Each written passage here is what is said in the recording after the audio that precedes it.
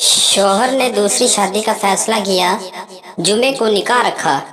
बीवी को खबर हो गई। जुमे रात को सोया, जब जागा तैयार हुआ तो बीवी, कहाँ की तैयारी है? शौहर, नमाज जुमा की। बीवी, आज जुमा नहीं इतवार है। आपको नींद की गोलियां दी थी, 3 दिन बाद जागे हो। अगली बार ऐसा कुछ सोचा तो क़यामत वाले दिन उठोगे। बड़ी कंफ्यूजन होती रही थी जब बायोलॉजी के टीचर ने पढ़ाया सेल मतलब जिस्म के सेल, फिजिक्स के टीचर ने पढ़ाया सेल मतलब बैटरी, इकोनॉमिक्स के टीचर ने पढ़ाया सेल मतलब फरोख्त, हिस्ट्री के टीचर ने पढ़ाया सेल मतलब जेल, अंग्रेजी के टीचर ने पढ़ाया सेल मतलब मोबाइल। तालीम ही छोड़ दी भाई साहब, ये सोचकर कि जिस स्कूल में 5 उस्ताद मुत्फिक नहीं हैं, इस स्कूल में पढ़कर क्या होगा। सच्चा इल्म तब मिला जब बीवी ने बताया सेल मतलब डिस्काउंट।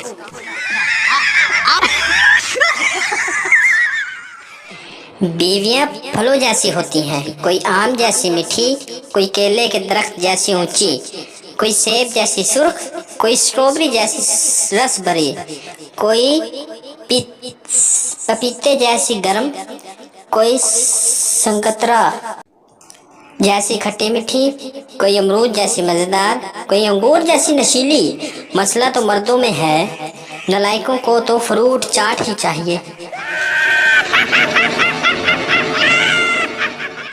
हर लड़की का ख्वाब, शोहर अपना वाइट हो, लंबी इसकी हाइट हो, गुस्सा वो लाइट हो, जेब इसकी टाइट हो, जब सास से मेरी फाइट हो, कहे बेगम तुम राइट हो।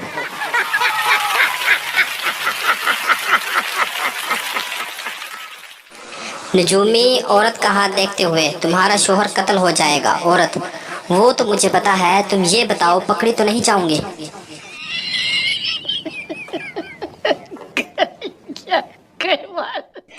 सरदार की शादी हो गई, इसने मुंह दिखाई में अपनी बीवी को गुलाब का फूल दिया। बीवी, मुझे ये नहीं चाहिए, कोई सोने की चीज दो।